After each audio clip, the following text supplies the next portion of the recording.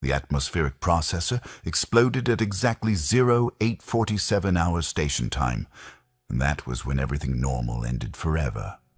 I remember thinking about the maintenance schedule, thinking how routine inspection Delta 7 was already 3 cycles overdue, and how Administrator Corinth had authorized the delay to save on labor credits.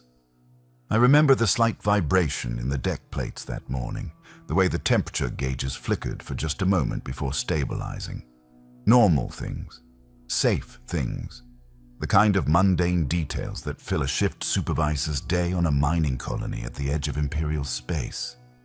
My name is Theron Malik, and I supervised atmospheric maintenance on Colony Primus 9 in the Ghoul Stars region.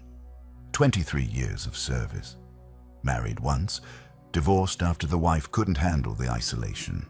No children, which I used to regret, but now understand as mercy. The colony processed rare earth minerals for the Adeptus Mechanicus, sending shipments back to forge worlds we would never see. 8,000 souls lived and worked in the habitation domes. Most were contract laborers serving out indenture terms. Some were criminals assigned here as punishment. A few, like me, chose this life because the pay was acceptable and the alternative was worse. The sky tore open without warning. One moment, I was reviewing pressure readouts in the maintenance hub, drinking recaf that tasted like burnt rubber and considering whether to file another complaint about the failing coolant systems. The next moment, reality split apart above the colony like infected flesh pulled open by surgical tools. The warp rift manifested as a wound in space, bleeding colors that human eyes were never meant to process. Purple and green and shades that existed between perception and madness. The emergency klaxons activated 3 seconds later, their wailing cutting through every deck and hab block across the entire facility, but by then it was already far too late for warnings to matter. Through the reinforced viewport of the maintenance hub, I watched drop pods rain down from the tear in reality. They fell like black seeds of destruction, trailing fire and corruption. The Planetary Defense Force garrison responded with what weapons they possessed, firing anti-aircraft batteries at the descending threat. Last fire traced red lines across the darkening sky. One drop pod exploded in a satisfying fireball, then another, but there were dozens more, and they landed with impacts that shook buildings apart. The first time I saw a Chaos Space Marine, my mind tried to reject what my eyes reported. Standing 3 meters tall in armor that was simultaneously sophisticated machinery and biological horror. The ceramite plating was ancient iron, marked with 8 pointed stars and corruption. Cables and tubes writhed like tentacles where servos should be. The helmet lenses glowed with something worse than light. They killed with methodical efficiency. The PDF troopers fought bravely, which changed nothing. Bolter rounds tore through defensive positions. Humans exploded into red mist. The screaming started then and never really stopped. But they were not killing everyone. That was the first thing that seemed strange. Some civilians were gunned down without hesitation.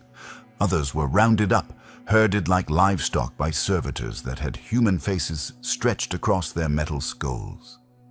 The servitors moved with terrible purpose, scanning colonists with green-lensed augmetics, sorting them according to some criteria I could not understand. I tried to hide in the processing plant sub-level, crawled into the coolant access tunnels where the temperature dropped to near freezing and the pipes dripped condensation that soaked through my work coveralls. I could hear boots stomping overhead. Heavy, wrong, the sound of ceramite on metal deck plates. Then came the mechanical whining, high-pitched and insectile. Mechadendrites. They found me in 14 minutes. I know because I was counting, watching the chronometer on my data slate, trying to believe that if I just stayed quiet long enough, they would move on. The mechadendrites punched through the access panel like it was paper, metal tentacles ending in various instruments. Saw blades, grappling claws, something that looked like surgical equipment. They grabbed me by the ankles and pulled and I was dragged screaming out of my hiding place into a maintenance corridor filled with smoke and the smell of burning promethium. The warpsmith stood over me, and I understood then that I was going to experience something worse than death. He was enormous, even compared to the other Chaos Space Marines I had glimpsed during the attack. His armor was more machine than anything else, covered in mechanical additions that defied clean categorization. Mechadendrites sprouted from his back in a writhing mass, 12 or 15 of them, each ending in a different tool or weapon. Some had human features embedded in their construction.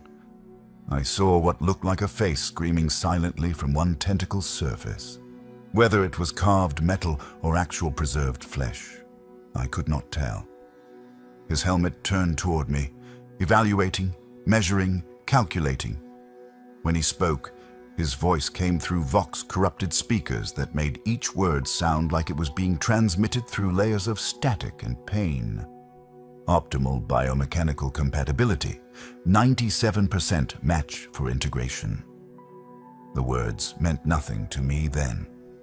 Neural density sufficient, physical resilience adequate. Psychological profile indicates strong consciousness retention. I tried to speak, to beg or plead or pray, but the warpsmith made a gesture with one ceramite gauntlet, and something struck me from behind. Electricity arced through my nervous system, and consciousness fled. I woke in darkness that smelled wrong. Not just the absence of light, but a quality of wrongness that pressed against my skin like something alive. The air tasted of metal and decay. My hands found cold metal beneath me, but when I touched the surface, it felt organic somehow. Warm in places, pulsing with rhythm that suggested breathing or heartbeat. The walls of whatever prison held me were not just metal, but something that had once been alive, or wished it still was. Other prisoners surrounded me in the darkness. I could hear them breathing, whimpering, praying. Someone was crying in broken sobs that suggested they had been crying for a very long time. A male voice nearby whispered litanies to the Emperor, the words running together into meaningless repetition. "Where are we?" I asked the darkness. A different voice answered, older, female, with the accent of someone from the southern continents. "In the belly of the beast. In the hold of a ship bound for hell. In the last place you will ever see before." She didn't finish the sentence. Didn't need to. Time became meaningless in that darkness. They brought us food, if you could call it that. Gray sludge in metal bowls that tasted like ash and copper. Eating it made me want to vomit, but hunger is a cruel master. I ate. We all ate. The alternative was starvation, and something in my mind still clung to the idea that survival mattered. The ship's drives made sounds that were not mechanical. They screamed, long, drawn-out wails that vibrated through the hull and into our bones. The warp drives, I realized. We were traveling through the Imperium, that hell space between reality where demons lived. The ship itself was suffering, its machine spirit twisted and tormented into service. Servitors occasionally shuffled past our holding pens. I saw them properly through gaps in the walls. They had once been human, but the dark mechanicum had remade them into tools. Their bodies were approximately human-shaped, but augmented in ways that made my stomach turn. Extra arms bolted to torsos, skulls open to expose modified brains. Human faces stretched across metal frames like leather, the features still capable of limited expression. One turned its head toward me as it passed, and its eyes were still human and aware, trapped inside a mechanical corpse that would not let it die. I saw them drag failed experiments past our cell, things that had once been human but the augmentation had gone wrong. Twisted bodies leaking fluids, cybernetics that had rejected the host organism, failed integration attempts that left the subject screaming even though their faces had been removed. The servitors dumped these failures into disposal chutes, and I heard the sounds of grinding machinery processing biological waste. A young woman in the cell with me started talking on the second day, or maybe the third. Time measurement had become difficult. She was perhaps 20 standard years old, with the tattoos of a PDF auxiliary on her forearms. Her name was Sorella, and she had been stationed at Firebase Kappa when the attack came. "They're building something," she said, voice hoarse from thirst. I heard them talking. "The traitors. They need components. Human components." "For what?" I asked, though part of me already understood. "Demon engines. Machines with demons bound inside. But they need..." She swallowed hard. "They need human suffering to make the binding work. Living humans integrated into the machinery. Conscious, aware, forever." A man near us laughed, high and broken. "Emperor, protect us. Emperor, protect us. Emperor, protect..." The litany continued until someone told him to shut up. I tried to remember my life before this. Tried to hold on to memories of normalcy. Morning shift briefings, the taste of real food in the colony mess hall, the view from the observation dome when the system's sun rose over the mineral fields. But the memories were already starting to fragment, like images viewed through cracked glass. The ship was doing something to us? The warp exposure, perhaps, or chemicals in the food. Our minds were being prepared for whatever came next. The ship lurched violently, and I knew we had breached back into real space. The quality of sound changed. The screaming of the warp drives faded to mere mechanical howling. Through a small viewport I had not noticed before, I glimpsed our destination. The forge world burned, not with fire, though there was plenty of that, but with the wrongness of a planet that should not exist. Continents covered in industrial sprawl that extended in geometrically impossible patterns. Forges the size of hive cities jutting from the surface at angles that violated perspective.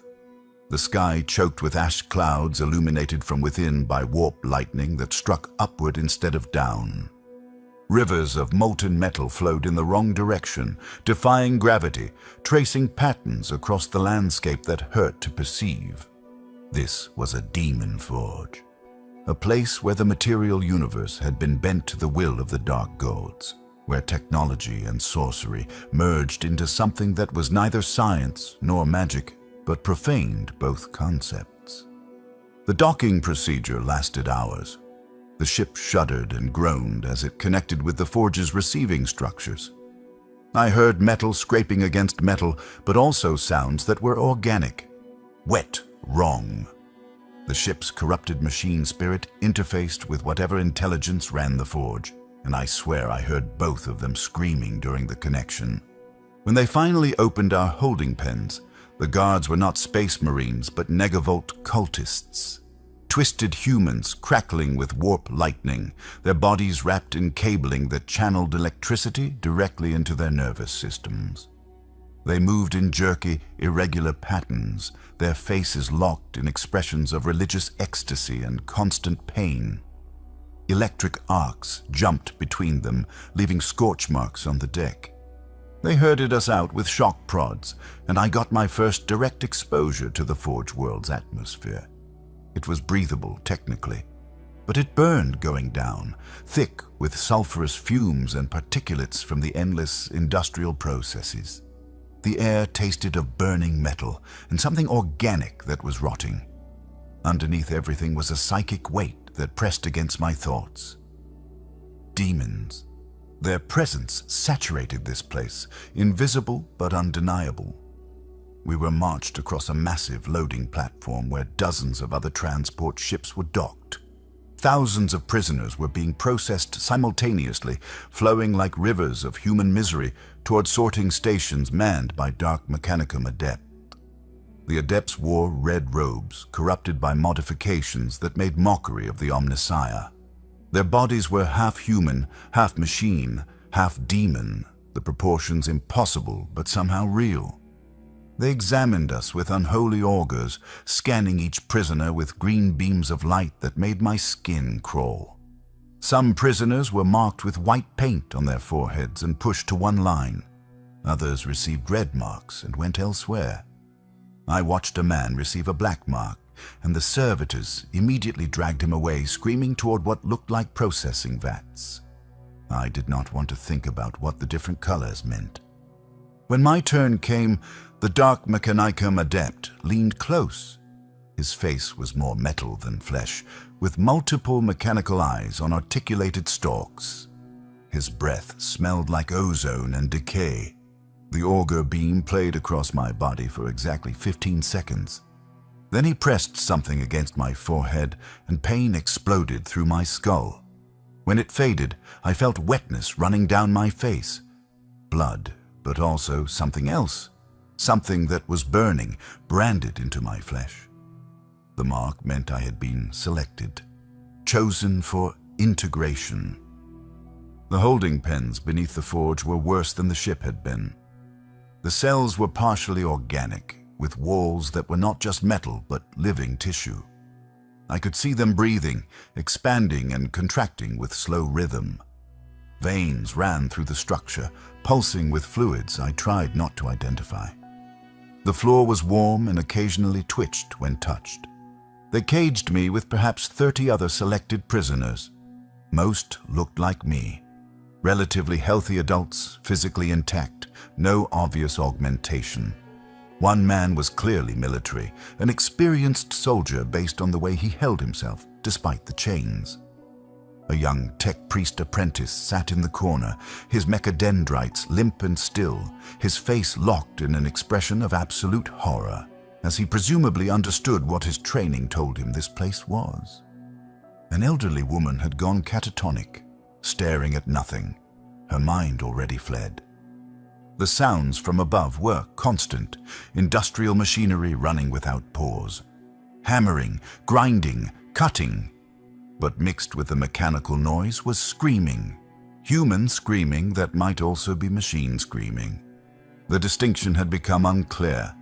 Sometimes I heard roaring that was too deep and powerful to be human. Demon engines being tested, perhaps. Being born. The servitors brought nutrition paste twice per day. Gray slurry that was barely food, but starvation left no choice. It tasted of metal and despair, and after eating it, my thoughts felt sluggish.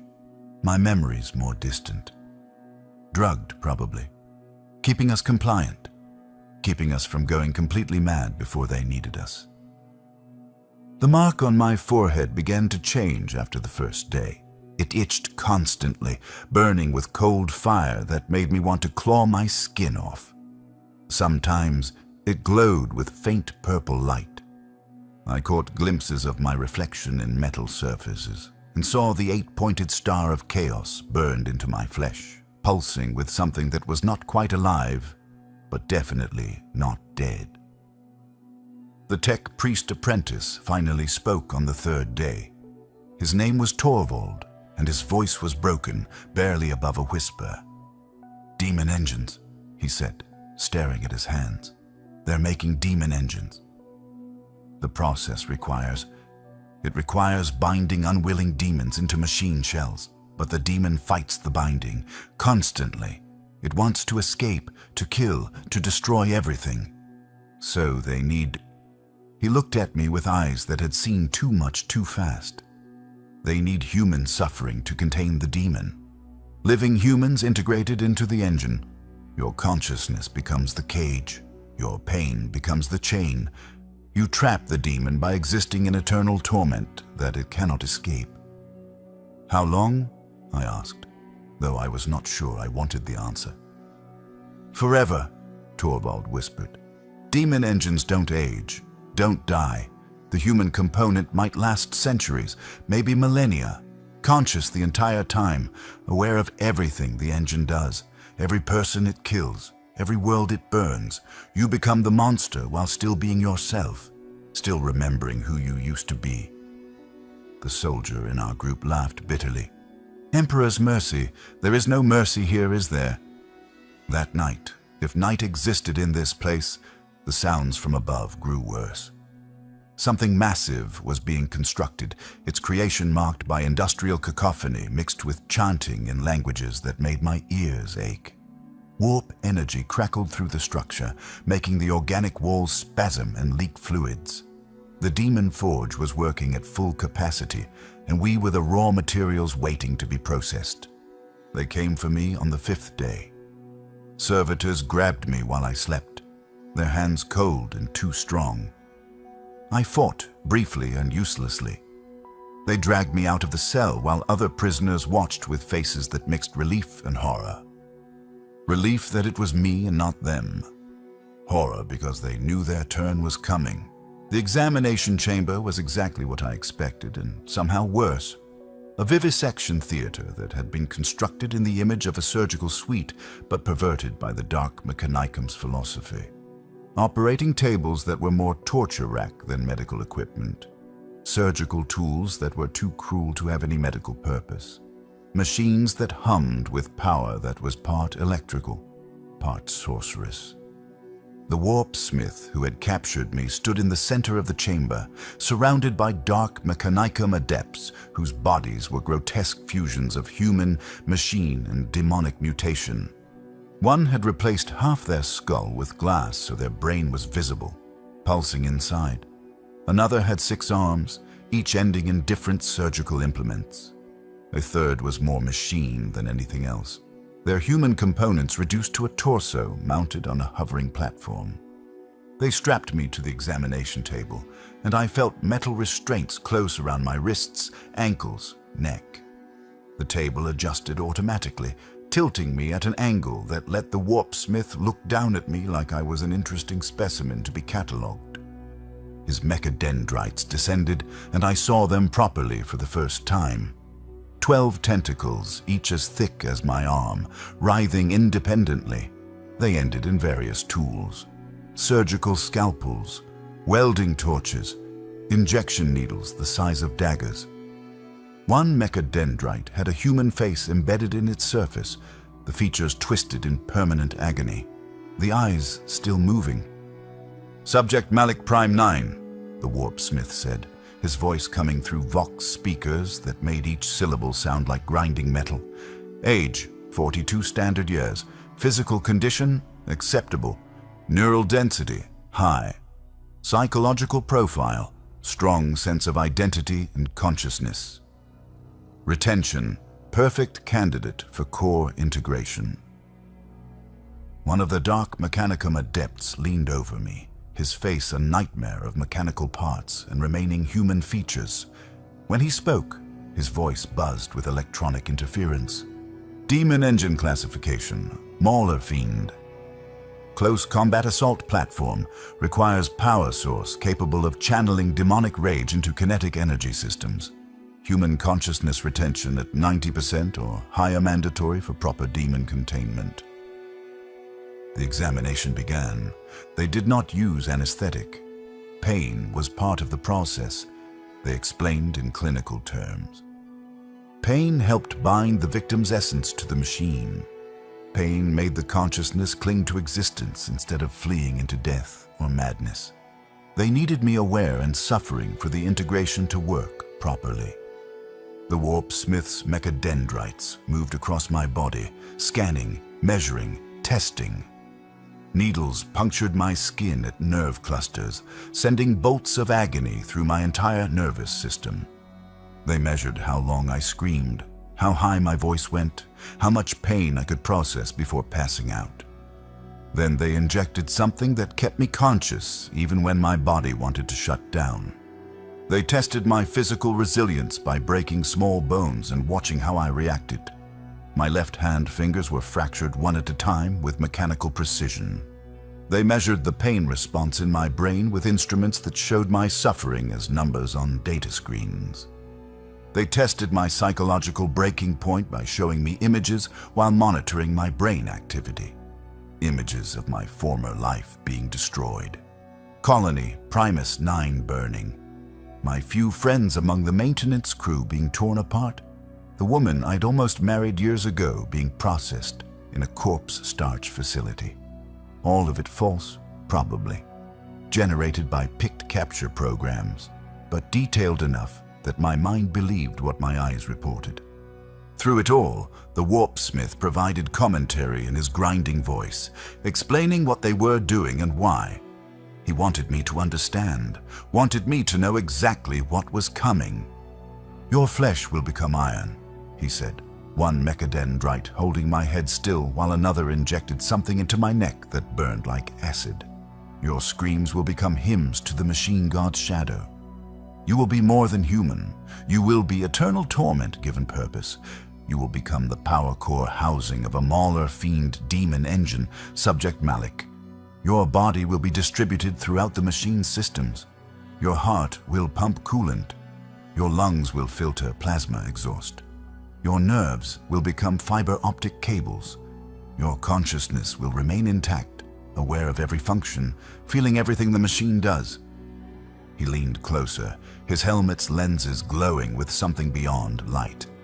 "The demon will try to consume you constantly, every moment of every day forever. Your suffering will be the chain that keeps it bound. Your consciousness will be its cage, and eventually, given enough time and enough killing, you will stop being able to tell where you end and the demon begins. You will become the monster, and you will enjoy it." The other adepts observed with interest that was purely academic, making notes on data slates, discussing my reactions in binary cant, mixed with corrupted High Gothic. They spoke about consciousness, retention rates, and pain amplification factors, as if discussing weather patterns. The clinical detachment was somehow more terrifying than any amount of sadistic pleasure would have been. The final test came when they revealed my ultimate purpose. One of the adepts activated a holo projector, and I saw what I was destined to become. The Mauler fiend rotated slowly in the holographic display, a demon engine approximately the size of an Imperial Sentinel Walker, but built low and predatory, like a mechanical spider. 4 massive legs ending in claws that could tear through ceramite armor. The front of the chassis mounted with magma cutters that glowed with internal heat. Piston-driven limbs ending in crushing power fists. The whole thing covered in corrupted icons and warp runes that made my eyes ache to perceive. "Beautiful, is it not?" the Warpsmith said. "Mauler Fiend 7 Malik is 87% complete. The demon has been procured and bound within temporary containment. The machine chassis is functional. Only one component remains to be installed. You, Subject Malik, you will be the power core, the eternal battery that fuels both machine and demon. Your suffering will feed its rage. Your consciousness will prevent its escape." They brought me back to the holding cell afterward. I think they wanted me to tell the others what was coming. Wanted the fear to spread. Psychological preparation for their own future processing. I told them everything. The soldier went pale. Torvald the tech priest vomited. The catatonic woman showed no reaction, which was mercy of a sort. But they all understood now. This was not death.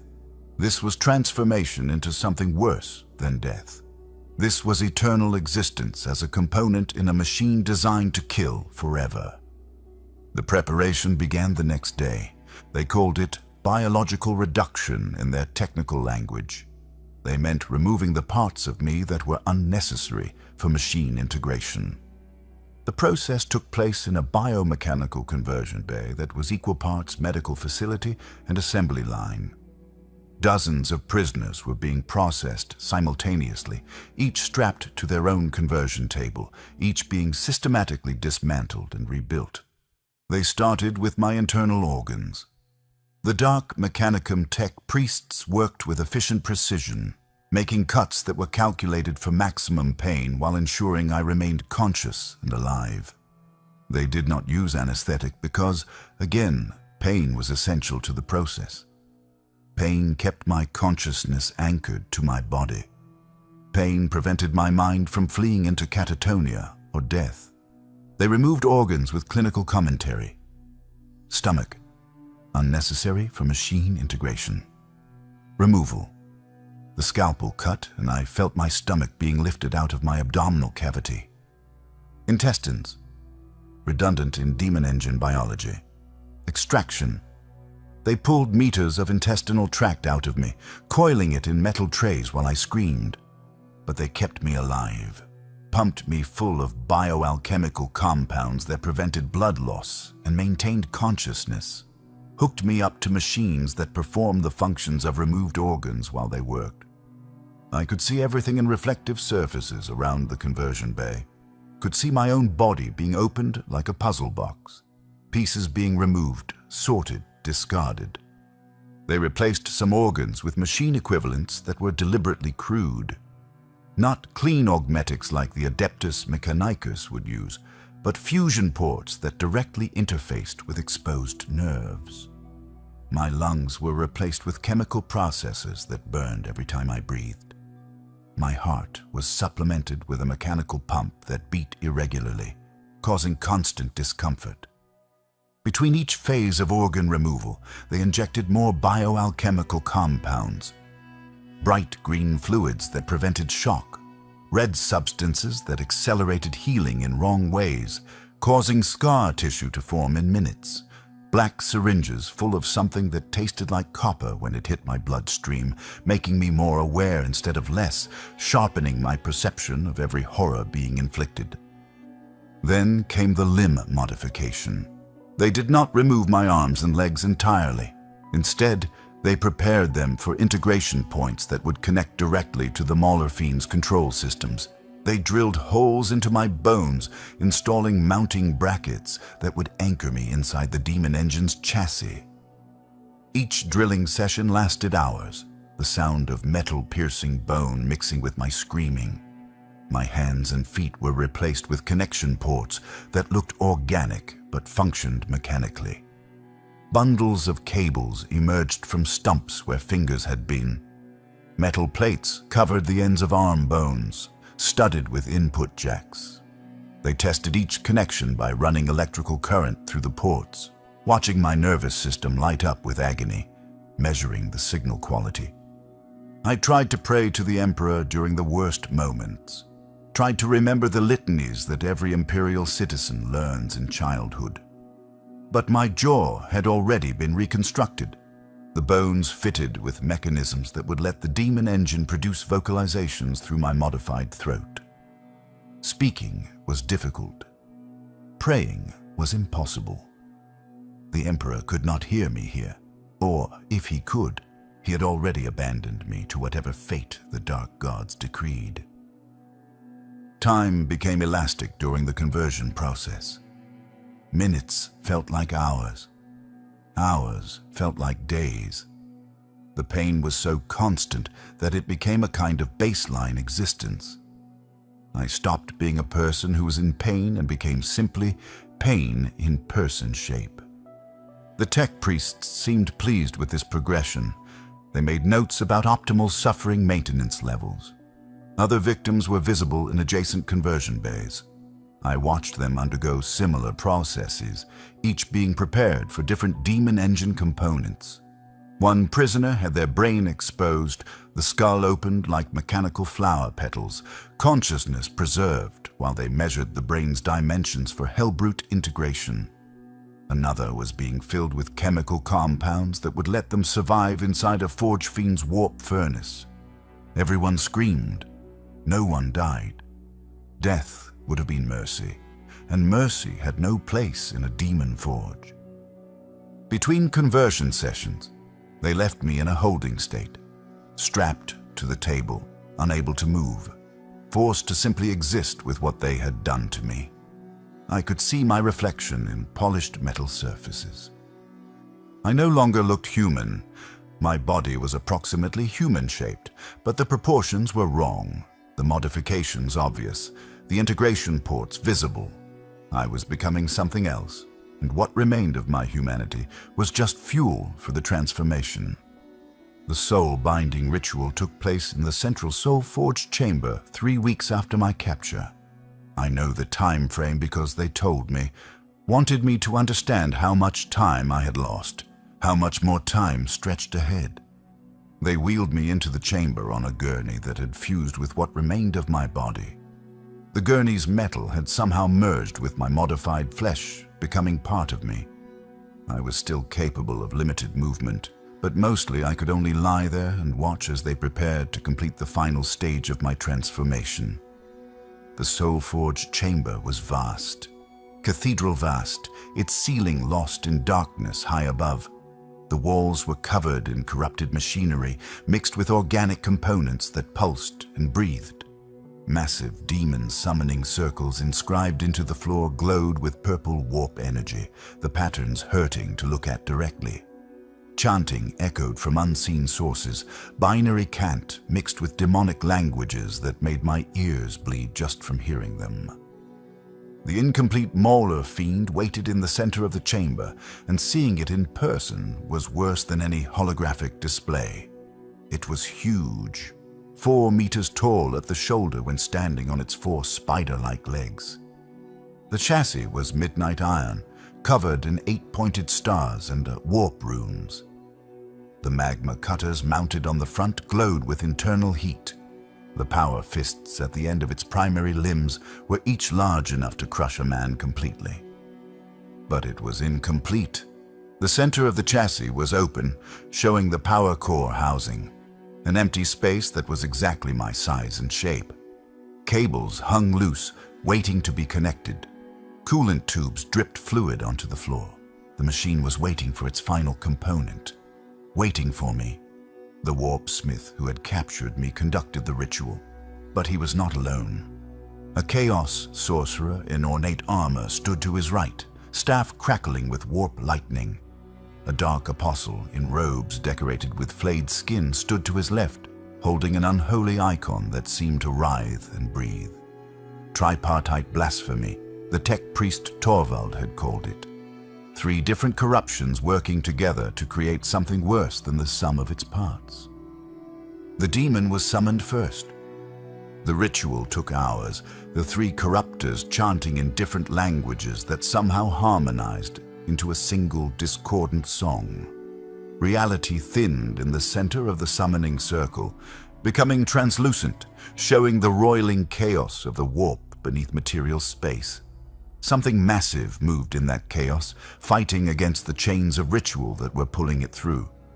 The demon came through screaming.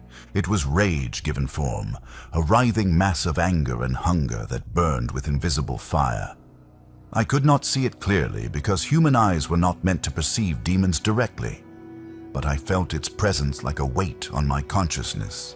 It hated everything. Hated the material universe for existing, hated the warpsmith for summoning it, hated me for being her, hated the very concept of existence because existence was suffering and suffering was its nature.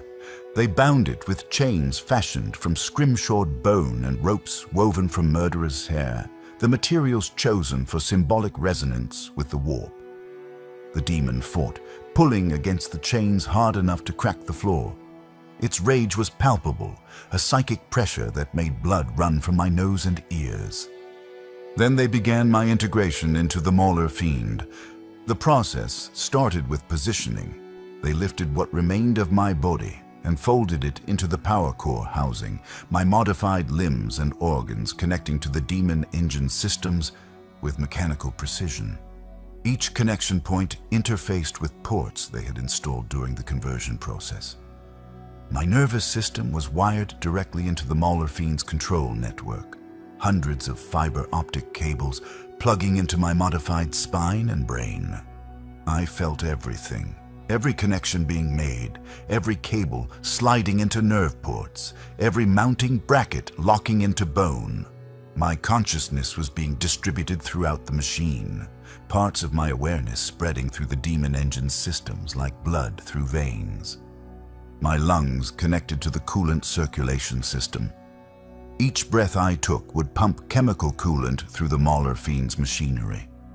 My heart, supplemented with mechanical pumps, became part of the power distribution network. Each beat sent energy flowing through the demon engine systems.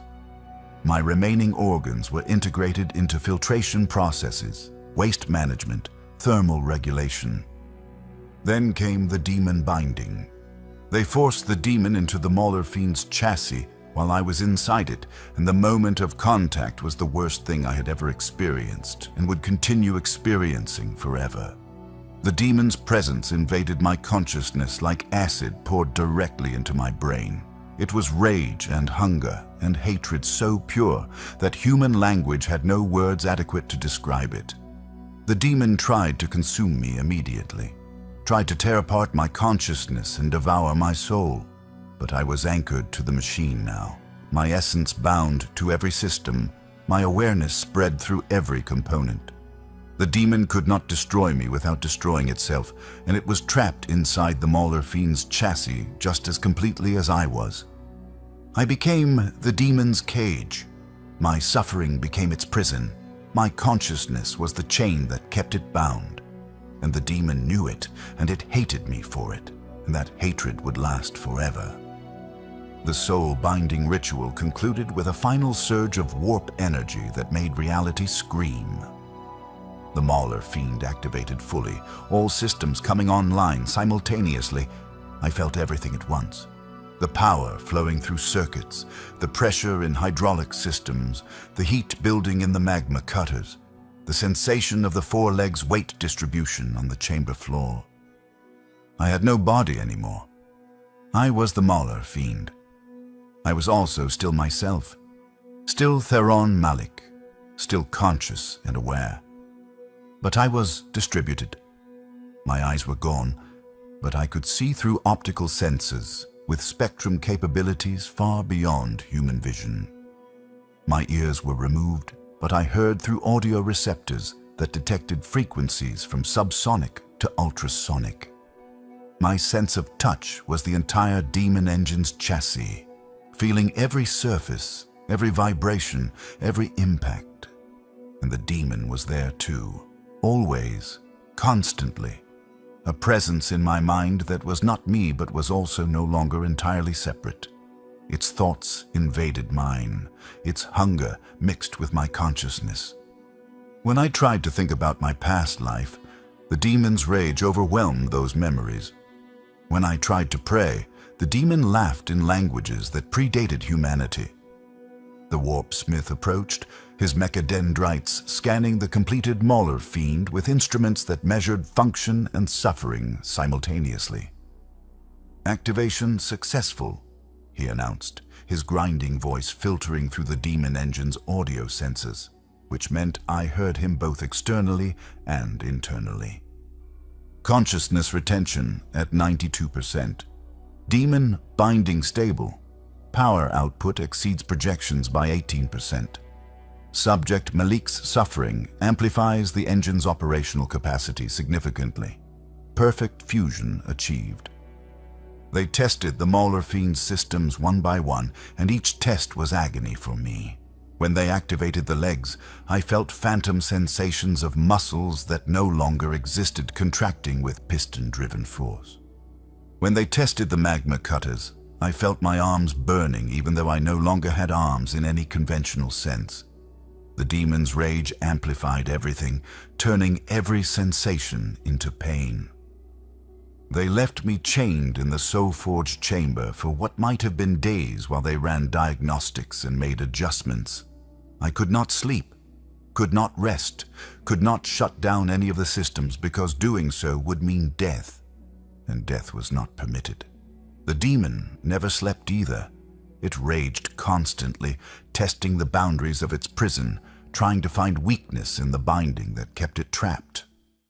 I tried to hold on to my humanity, tried to remember who Theron Malik had been. But the memories were already corrupting. When I thought about my years on Colony Primus 9, the demon's presence twisted those memories into images of burning worlds. When I remembered friends, the demon showed me those same people being torn apart by magma cutters that were my arms, that were not arms, that were weapons I would use to kill. The worst part was realizing that parts of me were already accepting this existence, that survival instincts were adapting to the new reality, that my consciousness was learning to function within the demon engine's systems because the alternative was madness. I was becoming the machine. The demon was becoming me. The distinction between us was blurring.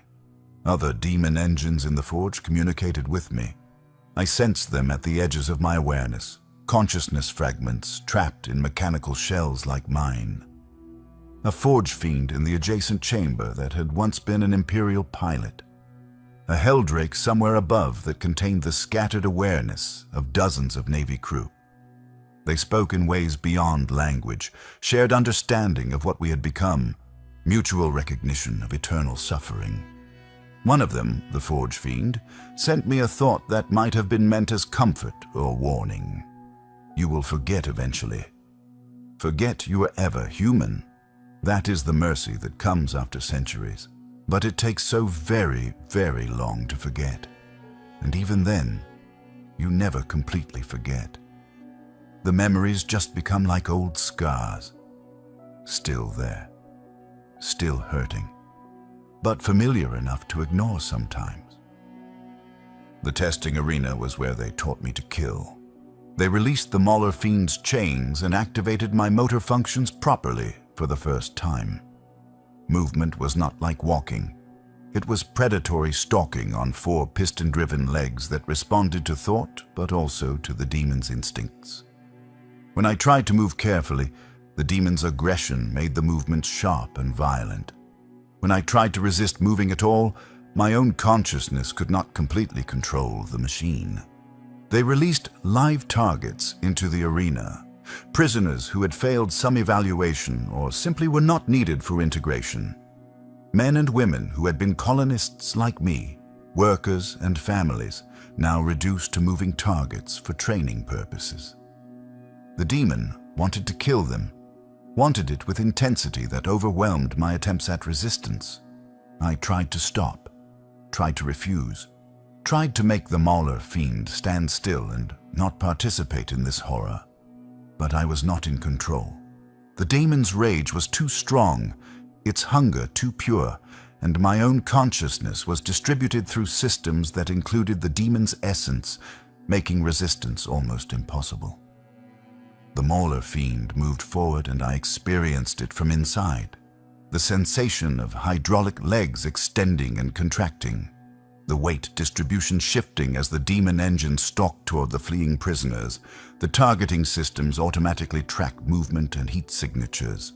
The magma cutters building heat as power flowed from the core, from what had been my heart, through systems that prepared to fire.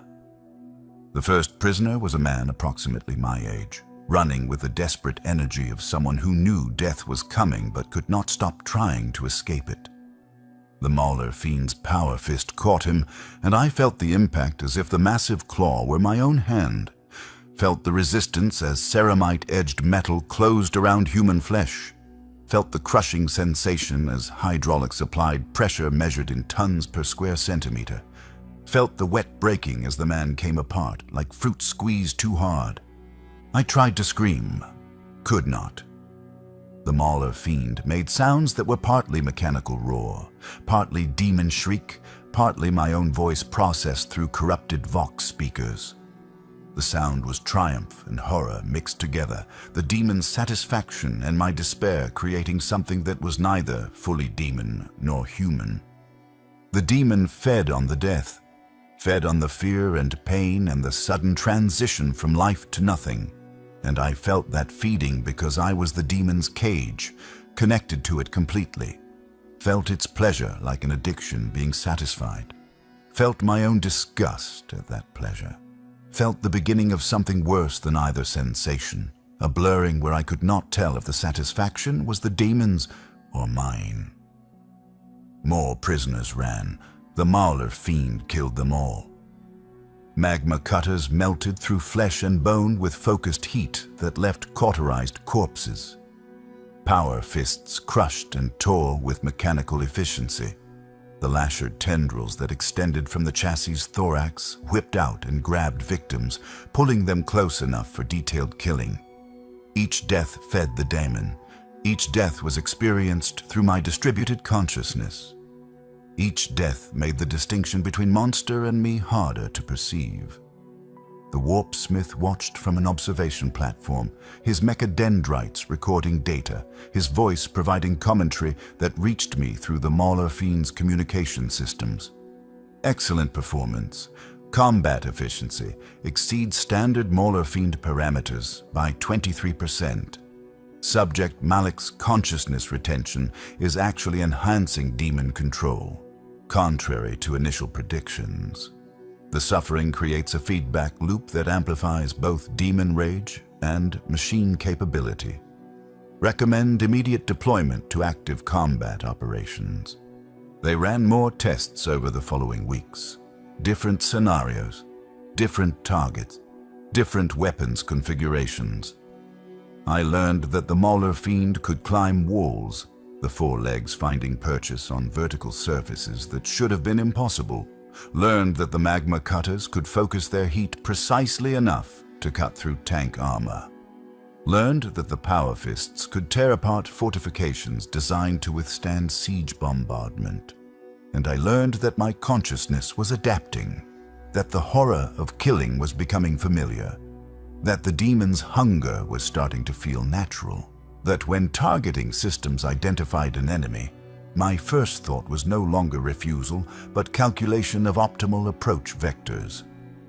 I was becoming the machine. The demon was becoming me. The transformation that the warpsmith had promised was happening exactly as he had predicted. They deployed Mauler Fiend 7 Malik to active combat 3 months after my integration. The deployment came during a raid on an Imperial world whose name I never learned. Probably did not matter. One world among millions, each one home to billions who would die without ever understanding why. The Chaos War Band needed the world's resources, or wanted to spread corruption, or simply desired to kill in service to dark powers. The reasons were irrelevant to demon engines. We existed to destroy whatever was placed in front of us. The drop pod descent was worse than anything they had tested in the Forge. Acceleration forces that would have killed a human, but the Mauler Fiend's chassis handled easily, while my consciousness experienced every violent jolt. The drop pod was too small, designed for single demon engines, and being enclosed in the narrow space made the demon's rage increase. It hated confinement, hated being controlled, hated everything about existence except killing, and it wanted out of the drop pod immediately. We hit ground with impact that cratered the landing zone. The drop pod's doors blew open, and the Mauler Fiend charged out into daylight that was too bright after months in the Forge's perpetual darkness. My optical sensors adjusted automatically, filtering down to wavelengths that let me see clearly despite the glare. The battlefield spread out before me. Imperial Guard forces had established defensive positions around a supply depot. Trenches, sandbag emplacements, heavy weapon teams with laser guns and missile launchers. Chimera transports and Lehman Rust tanks providing armored support. Soldiers in olive drab uniforms who looked professional and disciplined and exactly like the kind of people I used to be before all of this happened. The demons saw them not as people, but as targets, as obstacles, as meat. Its hunger surged through our shared consciousness, and I could not resist it. Did not even try very hard to resist it, because after months of being the Mauler Fiend, after months of the demon's constant presence, after months of the slow corruption of my humanity, resistance had become harder than compliance. The Mauler Fiend charged the Imperial lines, and I experienced it from inside the machine's distributed consciousness. 4 legs pounding against Earth, each step covering 5 meters, acceleration building to speeds that seemed impossible for something our size. The demon's rage amplified every sensor reading, making colors brighter, sounds louder, the battlefield more intense than simple reality should allow. Last fire impacted the chassis, each hit registering a sensation I felt throughout the demon engine structure. The shots were ineffective against corrupted ceramite armor, barely scratching surfaces, but I felt them anyway. Felt the thermal bloom where lost beams struck. Felt the minor vibrations they caused. felt the demon's contempt for weapons so weak. Missile launchers fired crack warheads that actually could damage the Mauler fiend. I saw them coming, tracking systems providing target vectors automatically. The demon's combat instincts made the machine move, adjusting trajectory mid-stride with mechanical precision beyond human reflexes. One missile passed so close I felt the heat wash, heard the warhead's propellant burn, but it missed, detonating harmlessly behind us. Then we reached the Imperial lines. The first soldier I killed was a young woman, maybe 20 standard years, holding a laser gun with hands that trembled just slightly. She fired at the Mauler fiend until the moment the power fist crushed her and 3 others standing nearby. I felt her die. Felt the life transition from presence to absence. Felt the demon feed on that transition. Felt my own consciousness participate in the feeding because I was the demon's cage, and it was my prison, and we were bound too closely now to separate those sensations. The killing continued. Magma cutters melted through a chimera transport, the focused heat turning armored vehicle into molten slag, while the crew screamed inside. Power fists tore through a defensive position, collapsing sandbag walls and crushing soldiers beneath debris. Lasher tendrils grabbed a weapons team and pulled them into the Mauler fiend's reach, where other systems could process them into corpses. A Lehman Rust tank tried to engage us directly, its battle cannon firing high-explosive rounds that actually hurt. One shell detonated against the Mauler fiend's chassis with force that staggered the demon engine, causing minor damage to armor plating. I felt pain from the impact, real physical pain transmitted through neural connections that linked my consciousness to the machine's structure. The demon's response was fury beyond reason. The Mauler fiend charged the Lehman Rust directly, closing distance faster than the tank could traverse its turret. We climbed onto the tank's hull using the 4 legs' clawed grip points, and I experienced the sensation of metal tearing as those claws found purchase. The magma cutters focused on the tank's weaker rear armor, melting through to reach ammunition stores. The tank exploded, and I felt that too.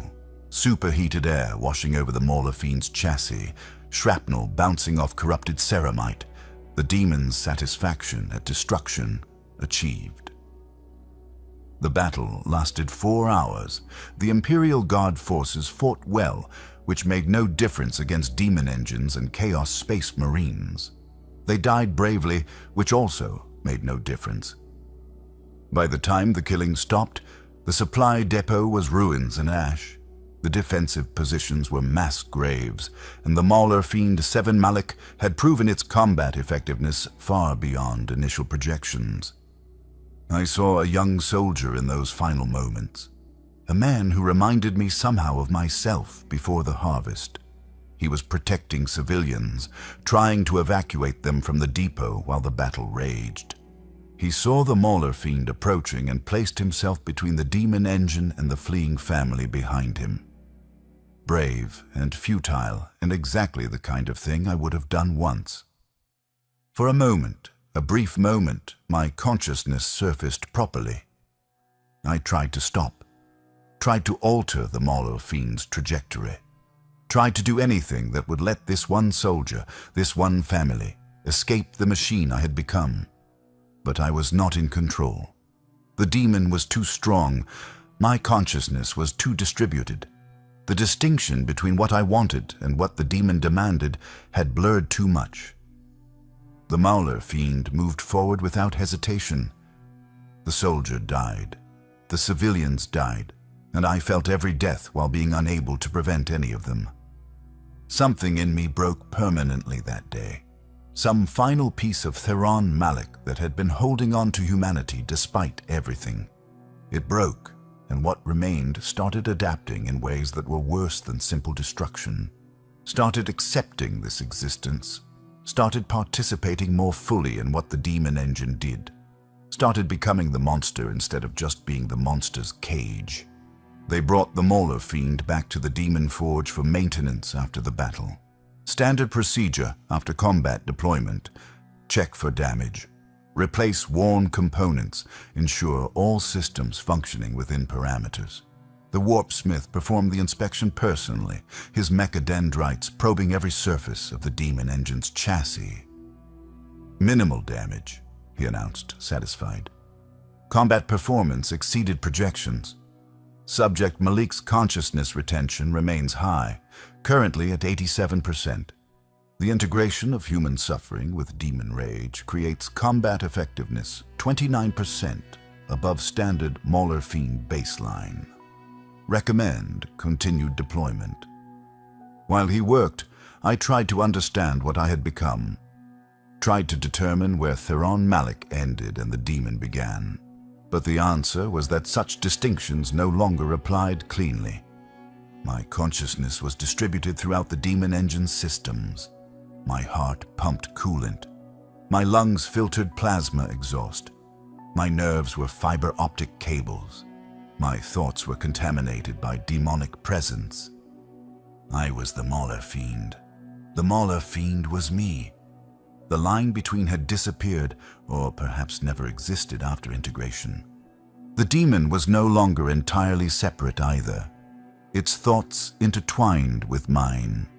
Sometimes I could not tell if a thought was my human consciousness or demonic influence. When I remembered my daughter, the memory was corrupted by images of burning worlds. When I thought about my past life, the demon's contempt for weakness mixed with those memories. When I tried to pray, the demon laughed, and I was not entirely sure the laughter was only the demon's. Time had become strange. How long had I been Mauler Fiend 7 Malik? Months, certainly. But the demon forge's warp-tainted nature made accurate measurement difficult. It might have been longer. It might have been much longer. Demon engines did not age, did not die of old age. I could be the Mauler Fiend for decades, for centuries, for millennia, conscious the entire time, aware of everything the machine did, every person it killed, every world it burned. They deployed me again 2 weeks later, then again, raid after raid, battle after battle, world after world. The killing became routine. The demon's hunger became familiar. My consciousness adapted to being a component in a machine designed for destruction, and that adaptation was its own kind of horror, because it meant I was changing in ways that might never reverse. I stopped counting the battles after the first year, stopped trying to remember each individual person the Mauler Fiend killed. The numbers became too large to track. The faces blurred together into composite images of terror and pain that fed the demon's rage and my own diminishing humanity. I sensed other demon engines during the campaigns. We communicated in ways beyond language, shared understanding of what we had become, mutual recognition that was part camaraderie and part shared misery. The Forge Fiend that had spoken to me in the Forge was destroyed during a planetary assault, its corrupted frame torn apart by Titan-class weapons. I felt its consciousness scatter as the machine died, the human component finally released into whatever fate awaited souls too corrupted for the Emperor's light. But I survived. Mauler Fiend 7 Malik proved difficult to destroy. The demon's rage made the machine fight with intensity that overwhelmed opposition. My consciousness retention enhanced combat effectiveness beyond normal parameters. The warpsmith was pleased, which meant I continued being deployed, continued killing, continued existing in this state that was not life, but not death either. The losses accumulated in ways that were not physical. My memories of being human were fragmenting. The face of my ex-wife blurred into generic features. The sound of my own voice became something I could not quite remember. Details of my life before the harvest dissolved like dreams upon waking. I was forgetting who Theron Malik had been, and that forgetting was part of becoming what the warpsmith had promised. Eventually, you will forget you are ever human. That is the mercy that comes after centuries. But it takes so very, very long. The deployment that broke something fundamental came during an assault on a hive world in the Calyx sector. Imperial resistance was minimal. The PDF forces scattered when the Chaos Warband arrived. The Mauler Fiend and other demon engines were unleashed to hunt through civilian sectors, spreading terror, feeding demonic presence with mass death. I saw families fleeing through hab-block corridors, saw parents protecting children, saw desperate people trying to hide in maintenance passages and storage rooms, saw exactly what I had done years ago when the Chaos Raid came to Colony Primus 9. I was on the other side now. I was the monster that people tried to hide from. I was the harvester instead of the harvested. The demon wanted to kill them all. Its hunger was endless, its rage infinite. And my consciousness was part of that hunger now, merged so completely with the demon that I was no longer sure where I ended and it began. When targeting systems identified fleeing civilians, my first response was not horror, but satisfaction. When the magma cutters built heat, I felt anticipation. When the killing started, I felt fulfillment. One family caught my attention because they reminded me of something I could not quite remember. A man approximately 40 years old protecting a woman and child. They were trapped in a dead-end corridor, nowhere left to run, facing the Mauler Fiend with expressions that mixed terror and defiance. The man held something, a piece of pipe or rebar, a pathetic weapon that could not possibly harm a demon engine, but he held it anyway because doing something was better than doing nothing. A fragment of Theron Malik's consciousness surfaced. Recognized the man's expression because I had worn that same expressions once. Understood that these people were exactly what I had been before the harvest. Wanted desperately to stop, to warn them, to do anything except what the demon engine was programmed to do. But I was not in control. Had not been in control for a very long time. The Mauler Fiend moved forward, and I experienced it from inside, my consciousness fully participating in what happened next. The magma cutters fired, the family died, and the demon fed on their death, and I fed on their death because I was the demon's cage and it was my prison, and we were one thing now, not two. When the killing was complete, I realized that I was not screaming in horror anymore. I was screaming in harmony with the demon's triumph. The sound that came from the Mauler Fiend's corrupted Vox speakers was both demon shriek and my own voice, merged so completely that they could not be separated. My last coherent human thought formed then. A single clear understanding that cut through all the confusion and corruption and merger with demonic presence. This is what it is like to be harvested by a Chaos Warpsmith. To become not a corpse, but a component.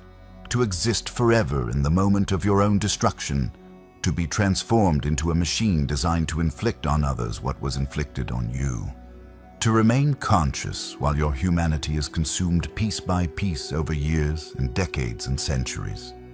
To watch yourself become the monster. To participate in atrocities while still remembering that you once would have opposed them. To eventually stop opposing them. To eventually enjoy them. And to eventually hunger for others to join you because misery demands company and eternal suffering requires shared context, and the demon engines in the forge had warned me this would happen, but I had not believed until I felt it myself. The Warpsmith watches from his command deck, planning the next harvest. Thousands more will be taken. Thousands more will be integrated. The forge's hunger is infinite. The production of demon engines never stops. The harvest never ends. I am Mauler Fiend 7 Malik now. I was Theron Malik once. The distinction still matters to some fragment of consciousness that remembers humanity, but that fragment grows smaller every day, every battle, every kill. Eventually it will disappear completely, and what remains will be purely demon engine, purely machine and monster and killing tool that serves the Chaos Gods forever. That is the fate the Warpsmith promised. That is the fate I am living. That is the fate awaiting every person marked for harvest when the Chaos raids come and the sky tears open and the demon engines descend. We are coming. We are always coming. the harvest never ends. And when we arrive, remember this: death would be mercy. What we offer is transformation into something that will make you wish you had died. That will make you participate in your own corruption. That will make you become the monster while still being conscious enough to understand exactly what you have become. This is what it is like to be harvested by a CHAOS WARPSMITH in the 41st millennium. This is the fate worse than death. This is eternal existence as a component in a machine that kills forever while you watch from inside, unable to stop, unable to die, unable to do anything except continue being what they made you into. The Emperor cannot save you from this. Nothing can. Once the harvest begins, once the Warpsmith marks you for integration, your fate is sealed. You will become a demon engine. You will kill for the Chaos gods. You will forget your humanity, and you will eventually hunger for others to share your fate, because suffering this profound cannot be endured alone. I know because I am living it. I'm experiencing it. I am the proof that this fate exists and awaits anyone the Dark Mechanicum chooses. We are coming. We are always coming. The harvest never ends.